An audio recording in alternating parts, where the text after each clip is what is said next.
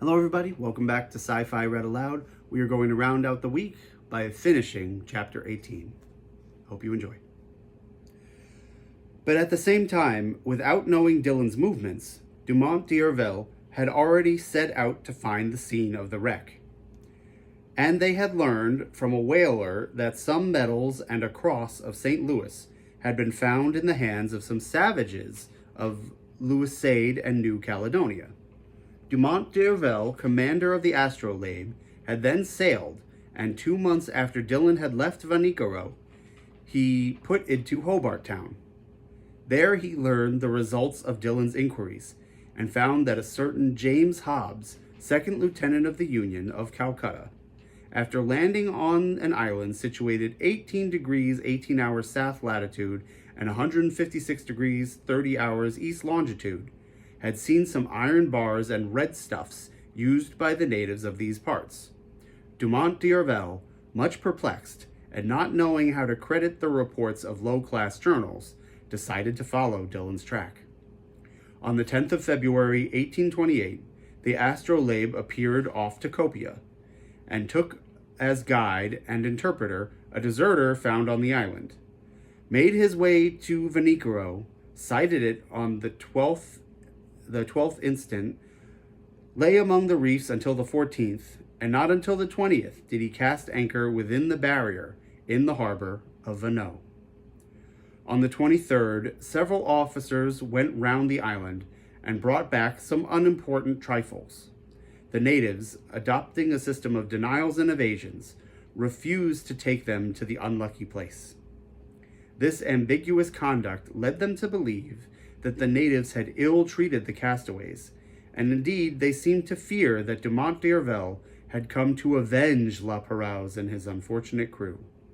However, on the 26th, appeased by some presents and understanding that they had no reprisals to fear, they led Monsieur Jacquereau to the scene of the wreck.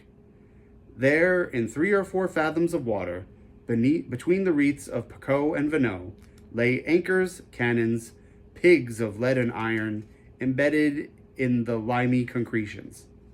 The large boat and the whaler belonging to the Astrolabe were sent to this place, and not without some difficulty, their crews hauled up an anchor weighing 1,800 pounds, a brass gun, some pigs of iron, and 2 copper swivel guns. Dumont d'Urville, questioning the natives, learned too that Laperouse, after losing both his vessels on the reefs of this island, had constructed a smaller boat, only to be lost a second time. Where? No one knew. But the French government, feeling that Dumont d'Urville was not acquainted with Dylan's movements, had sent the sloop Bayonnaise, commanded by Legrand de Tromelin, to Vanikoro, which had been stationed on the west coast of America. The Bayonnaise cast her anchor before Vanikoro some months after the departure of the Astrolabe, but found no new document, but stated that the savages had respected the monument to Laperouse. That is the substance of what I told to Captain Nemo. So, he said, no one knows now where the 3rd vessel perished that was constructed by the castaways on the island of Vanikoro. No one knows. Captain Nemo said nothing, but signed me to follow him into the large saloon. The Nautilus sank several yards below the waves, and the panels were opened. I hastened to the aperture, and under the crustaceans of coral, covered with fungi, siphonules, analcyons, madrepores, through myriads of charming fish, gurrels, glyphisterae, pomphorides, diacopes, and holocentres, I recognized certain debris that drags had not been able to tear up: iron stirrups, anchors, cannons, bullets, capstan fittings, the stem of a ship, all objects clearly proving the wreck of some vessel, and now carpeted with living flowers. While I was looking on this desolate scene, Captain Nemo said in a sad voice, Commander Laperouse set out December 7th, 1785, with his vessels Le Bosseau and the Astrolabe. He first cast anchor at Botany Bay, visited the Friendly Isles, New Caledonia, then directed his course towards Santa Cruz, and put them into Namuka, one of the Hapai group. Then his vessel struck on the unknown reefs of Vanikoro.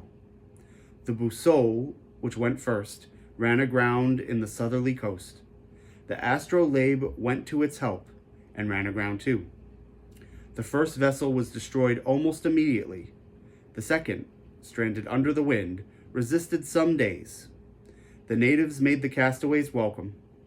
They installed themselves in the island and constructed a smaller boat with the debris of the two large ones.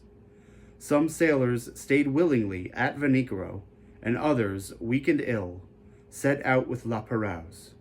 They directed their course toward the Solomon Isles, and there perished, with everything, on the westerly coast of the chief island of the group, between Capes Deception and Satisfaction. How do you know that? By this that I found on the spot where was the last wreck. Captain Nemo showed me a tin plate box, stamped with the French arms and corroded by the salt water. He opened it, and I saw a bundle of papers, yellow but still readable. They were the instructions of the naval minister to Commander Laperouse, annotated in the margin in Louis XV's handwriting. "Ah, it is a fine death for a sailor," said Captain Nemo at last. "A coral tomb makes a quiet grave, and I trust that I and my comrades will find no other." Thank you, everybody. I will see you next week with more from 20,000 Leagues Under the Sea.